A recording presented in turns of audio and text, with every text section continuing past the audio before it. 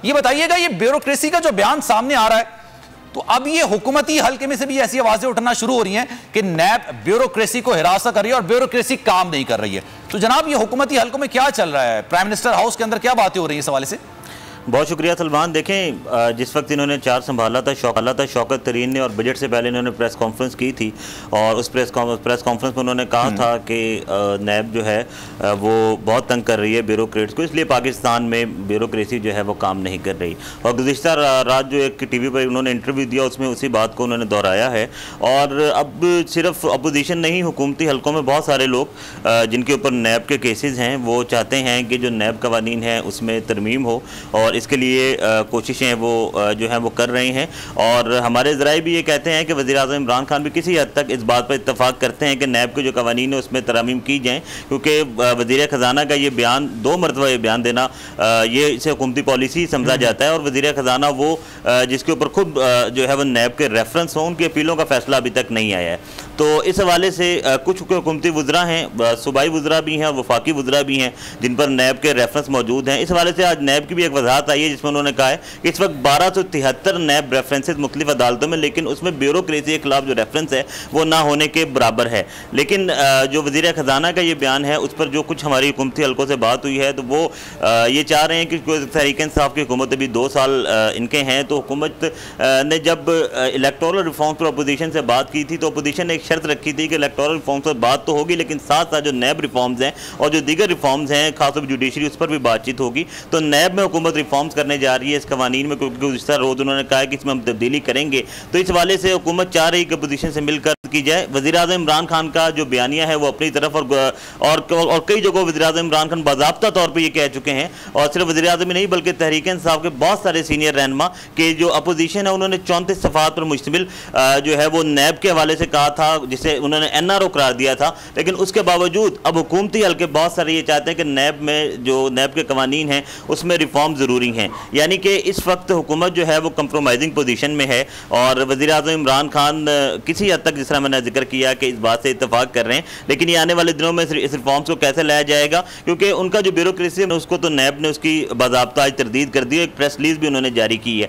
लेकिन उसके बाद दीगर जो हुकूमती हल्के हैं ऑफिशियली कल इस इंटरव्यू के बाद हुकूमती किसी हल्के की जानिब से ऑफिशियली कोई ऐसी कोई बयान या ऐसी कोई वजाहत नहीं आई जिसमें वो ये कह सकें कि नैब के जो कवानीन है उसमें हम तरमीम कर रहे हैं या नहीं। लेकिन जो हमारी इतलात हैं वो यही है कि हुकूमत चाहती है कि पार्लिमान के ज़रिए जो नैब कवानीन है उसमें तरमीम की जाए। और इससे मुतालिक हुकूमत, चूँकि ये जुलाई का महीना बड़ा इंपॉर्टेंट है, इसमें एक तो ये है कि जो इलेक्शन कमीशन के 2 मेंबरान हैं उन्होंने इस माह रिटायर होना है, तो इस हवाले से वज़ीर-ए-आज़म और अपोजिशन लीडर की मुशावरत कानूनी आईनी तौर पर वो ज़रूरी होती है। तो जब वो उसके लिए मुशावरत करेंगे तो नैब का एक बड़ा जो नैब के वाले से अपोजिशन का जो एक बड़ा नुक्ता था कि उसमें भी रिफॉर्म्स की जाएँ, तो यकीनी तौर पर उस पर भी बातचीत होगी। और इलेक्टोरल रिफॉर्म्स के हवाले से गुज़िश्ता रोज़ जो फवाद चौधरी ने एक बात कही कि हुकूमत और अपोजिशन बहुत सारी चीज़ों पर यकजा हो रहे हैं, यानी कि कुछ दो और कुछ लोग इस वक्त पॉलिसी है, तो जहाँ पर इलेक्टोरल रिफॉर्म्स होंगी वहाँ पर नैब रिफॉर्म्स भी होगी, जुडिशरी रिफॉर्म्स भी होंगी, और वहाँ पर जो इलेक्शन कमीशन के 2 मेंबरान की तैनाती उससे मुतालिक जो बात करें, मैं वापस आपकी तरफ आऊंगा। ये रिफॉर्म्स वही हो सकते हैं जो अपोजिशन ने दिए थे जब FATF के हवाले से बिल पास करवाना था, और फिर हुकूमत ने पास तो करवा लिया, लेकिन उसके बाद मुस्तकिल अपने बयानात में हुकूमत ये कहती रही कि अपोजिशन ने बाकायदा से ये रिटर्न NRO दिया था। इस पर मैं वापस आऊंगा आपके पास। फखरुर रहमान साहब, ये बताइएगा, ये जो शौकत तरीन साहब का बयान है ये ऑफिशियल बयान समझा जाए, ये इनका जाती बयान समझा जाए? आपको लगता है ये 2 इदारे आपस में सामने आ सकते हैं? देखें, जो शौकत तरीन का बयान है वो अभी थोड़ा सा वेग है, क्योंकि ये बात सामने आना ज़रूरी है तफसीलात के साथ कि जो ब्यूरोक्रेसी है उसको किस किस्म की हैरेसमेंट का सामना है, क्योंकि ब्यूरोक्रेसी के अंदर जो लोग बैठे हैं वो पॉलिसी मेकर्स बैठे हैं, उन्होंने बड़े अहम फैसले करने होते हैं। और ये कहना कि उनको इस बात की समझ नहीं है कि कौन सा काम गलत है और कौन सा काम ठीक है, ये मेरा ख्याल में अपनी ज़िम्मेदारी से जो है ना पैरुतही करने वाली बात है, क्योंकि जो स्टेट है वो ब्यूरोक्रेसी के मामला से चलती है। और इसमें शौकत तरीन साहब का ये कहना कि जनाब उनको हैरेसमेंट का सामना है, तो हैरेसमेंट किस हवाले से है ये उनको वजाहत देनी पड़ेगी, और नैब जो है वो किस किस्म के उनसे सवालात कर रही है जिससे वो हैरेसमेंट का शिकार हो रहे हैं। तो ये हैरेसमेंट इटसेल्फ जो है ना एक बहुत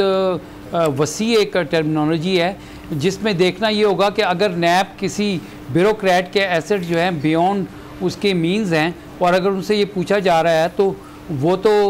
नैब के पास सेक्शन 9 के तहत इख्तियार है, वो पूछ सकते हैं, या अगर उनके पास किसी भी ब्यूरोक्रेट के हवाले से, सरकारी अफसर के हवाले से कोई इंक्वायरी आती है तो वो उस हवाले से पूछ सकते हैं। अब अगर उसके अंदर ये कहा जाए कि जी वो हैरेसमेंट का शिकार हो रहे हैं, तहकीकात पे ताउन नहीं कर रहे हैं, कहीं उनका नाम ना आ जाए, तो वो क्लियर कट उनके पास ये कानूनी तौर पर ये इख्तियार मौजूद है कि वो गलत काम को इनकार कर दें और जो सही काम है उसके ऊपर दस्तखत करें। यानी अगर किसी के मामले में करप्शन आ रही है तो ये ब्यूरोक्रेट के पास सुप्रीम कोर्ट के फैसले मौजूद हैं कि वो इनकार कर सकता है। तो ये ज़रा देखना पड़ेगा, क्योंकि ये कानून जो है ये पर्सन स्पेसिफिक नहीं हो सकता। जिस तरह से अभी बातें हो रही हैं कि नैब के कवानीन में तरमीम की जाएगी, तो ये ऐसे नहीं हो सकता कि अगर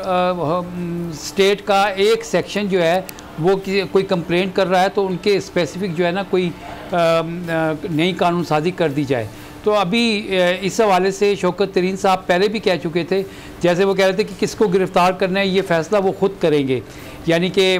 FBI के हवाले से जो मामलात थे और दीगर जो FBI में भी तो ब्यूरोक्रेसी बैठी है।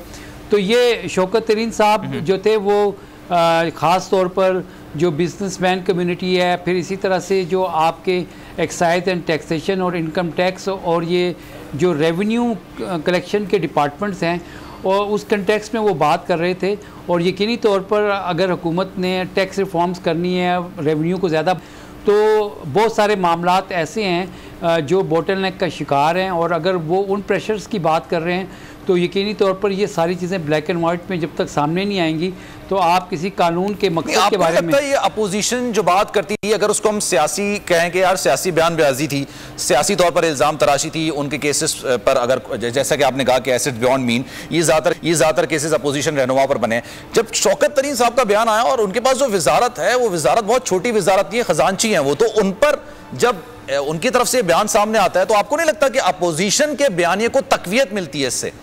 देखें ना, अब अपोजिशन का बयान है, अगर आप देखें तो अपोजिशन लीडर कहते हैं कि FIA उनको हरासा कर रही है, ठीक है ना, तो फिर FIA के हवाले से कानून साजी की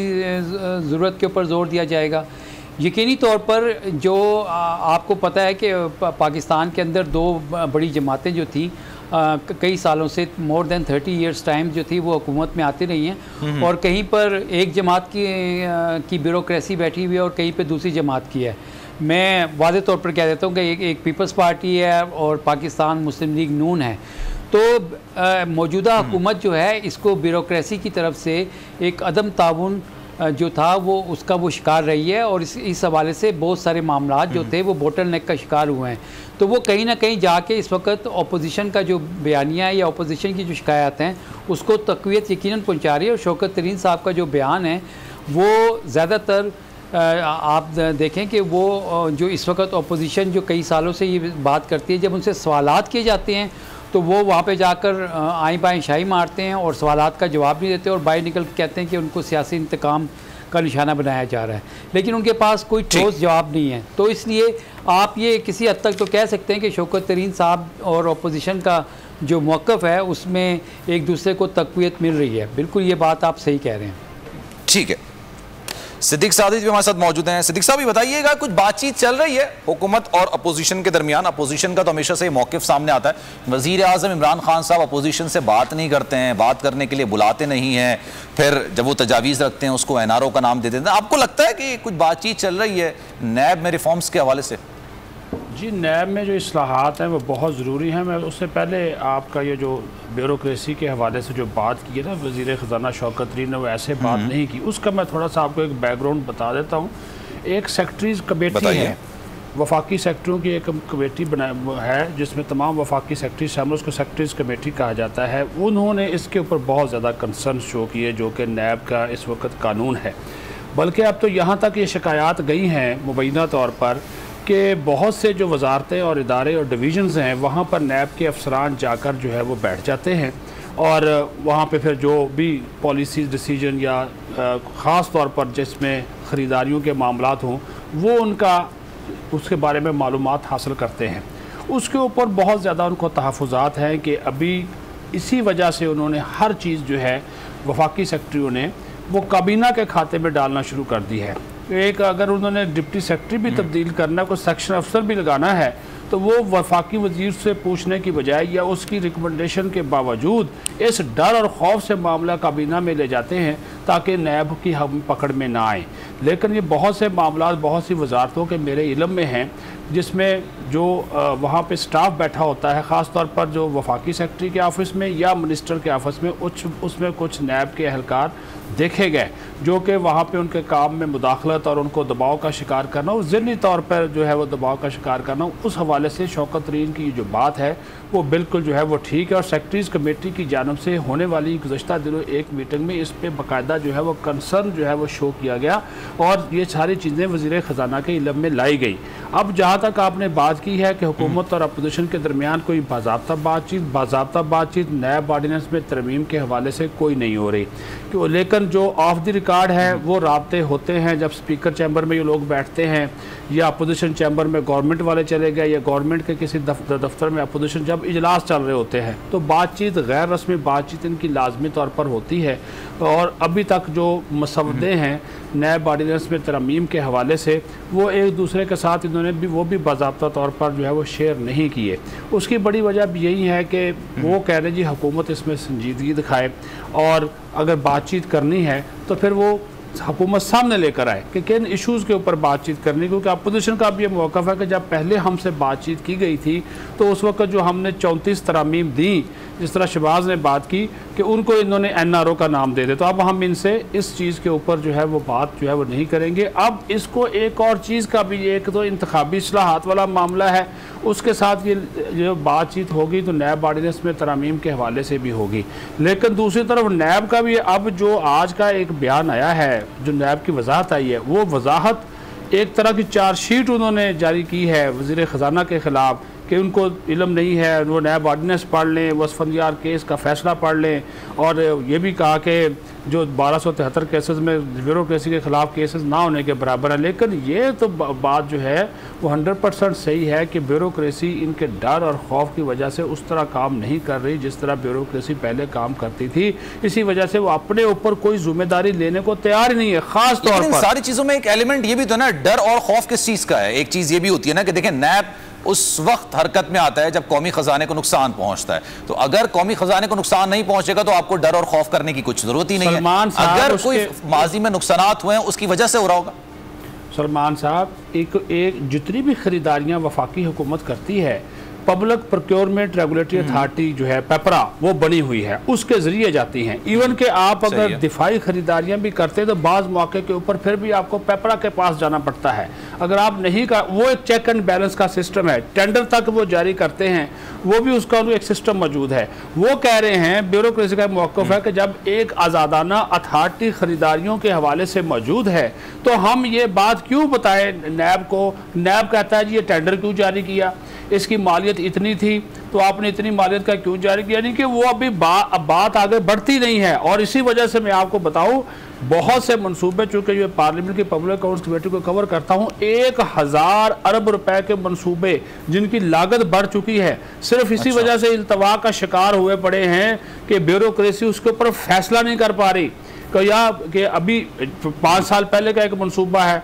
अस्पतालों के मंसूबे हैं, स्कूलों के मंसूबे हैं, लेकिन अभी जब वो पैसे कॉन्ट्रैक्टर को वो जारी करते हैं उसमें ये आ जाते हैं कि इतनी आपने पेमेंट क्यों की। वो जब बताते हैं जी इसकी फिजिबिलिटी हमने तब्दील कर दी, हालांकि फिजिबिलिटी अगर तब्दील करते हैं और फोरम भी मौजूद है, CTWP है, एक्नक है, वो सारे फोरम से होकर आ जाती है। वो कहते हैं जी हमें भी कापी दे दें, उनको भी कापी भेज देते हैं, फिर छोटे छोटे सवाल आने टेक्निकल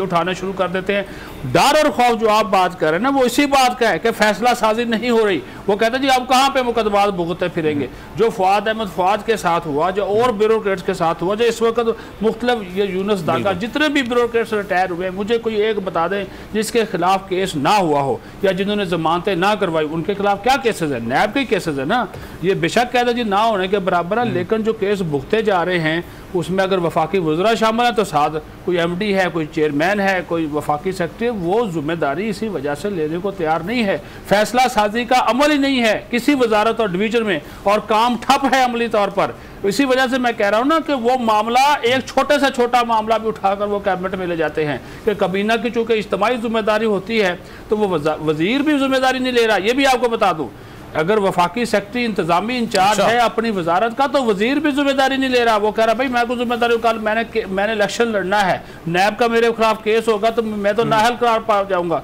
तो ये इस वजह से एक सिस्टम जो है इस वक्त जमूद का शिकार है, और ब्यूरोक्रेसी के काम ना करने, वो अब सिर्फ करते क्या हैं, रोज़मर्रा की फाइलें आती हैं, वो फाइलों पर दस्तखत करके वो आगे भेज देते हैं जी इस पर फैसला करें। लेकिन अपॉइंटमेंट्स, खरीदारियों के मामलात, मुख्तलिफ जो डेवलपमेंट प्रोजेक्ट्स हैं, उस हवाले से वो खोलकर फैसला नहीं करते। हालांकि मैंने आपको बताया कि फोरम्स मौजूद हैं, ऑलरेडी कानून साजी है, उनको इख्तियारात भी हैं, मालियाती इख्तियारात भी हैं, उनकी अपनी कमेटियाँ बनी हुई हैं। फिर उसके बाद इनकी महकमाना अकाउंट्स कमेटियाँ हैं, वहाँ पे उनका ऑडिट होता है। उसके बाद ऑडिटर जनरल ऑफ पाकिस्तान की रिपोर्ट्स हैं। लेकिन आपने उनके ऊपर एक ये नैब का जो अजदहा बिठा दिया है, ठीक है करप्शन के खात्मे का ये एक इदारा है, सियासतदान तो इसे सियासी इंतकाम का इदारा करार देते हैं, लेकिन अब ब्यूरोक्रेसी भी इसके ऊपर जो सवालात उठाती है।